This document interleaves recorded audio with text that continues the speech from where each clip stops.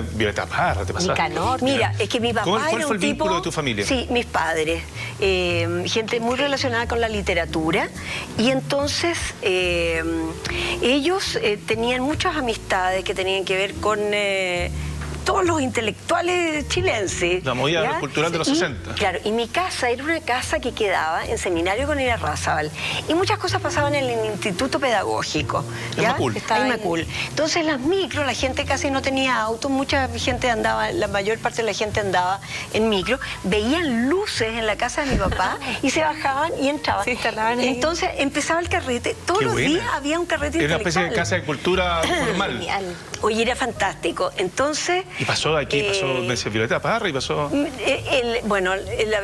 La Violeta Parra era amiga de mi papá y lo quería muchísimo y de repente iba, no era asidua, pero sí sus hijos, qué sé yo, el Ángel, la Isabel, gente que muy querida y que siempre estaban ahí, que yo siempre los vi en mi casa. Ese ambiente cultural va determinando un poco una también. casa, todo eso, Dale. una casa pequeñísima, donde pasaba toda esta maravilla. Bueno, en mi casa llegaba gente como Enrique Lin, Jorge Tellé, Tremendos poetas, tremendos escritores. Nicanor Parra.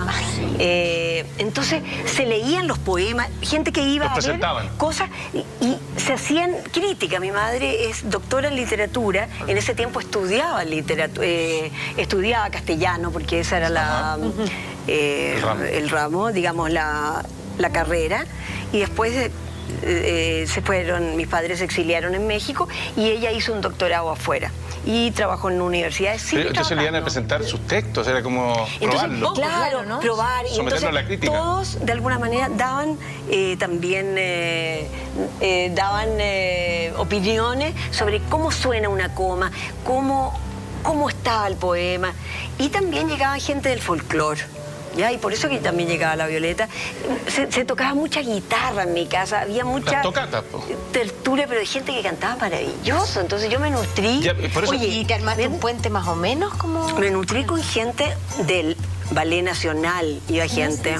Porque mi papá, Pucha, la Violeta es maravillosa. Era parte de mi vida, digamos, de mi vida de adolescente. Ajá. Bueno, mis padres, los dos, fueron parte de una generación muy interesante chilena, que fueron los que formaron las grandes instituciones culturales. Cuando se formó la Orquesta Sinfónica, el Ballet Nacional y el Teatro de la Universidad, ellos estaban presentes de alguna manera en todo eso.